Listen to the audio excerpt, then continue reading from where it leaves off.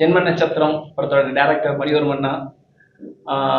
இந்த படம் எடுக்கிறப்ப இருந்த கான்ஃபிடென்ட்டை விட இப்போ ரிலீஸ் ஆனதுக்கு அப்புறம் பெரிய கான்ஃபிடென்ட் எனக்கு கொடுத்துருக்கு, அப்படிதான் நான் சொல்லணும். ஏன்னா ஒவ்வொரு படமும் ரிலீஸ் பண்றதுக்கு முன்னாடி நம்ம எக்ஸாம்ல எழுதிட்டு ரிசல்ட்டுக்காண்டி வெயிட் பண்ணுவோம் இல்லையா, அந்த மாதிரி தான் இருக்கும். அப்படிதான் எங்க ஹோல் டீமுக்குமே இருந்தது. ஆனா ரிசல்ட் ரொம்ப நல்லா வந்திருக்கு.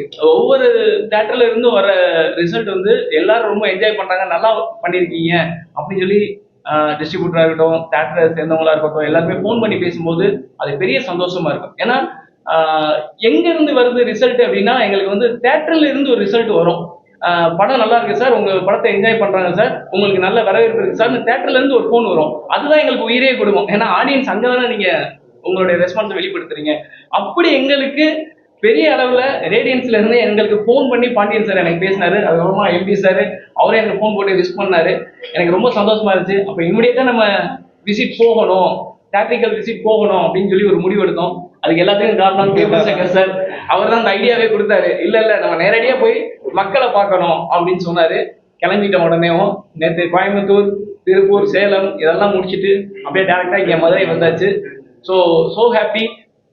நீங்க தேட்டர்ல போய் படம் பாருங்க. ஏன்னா இந்த படம் வந்து தேட்டர்ல போய் பார்க்க வேண்டிய ஒரு படம்.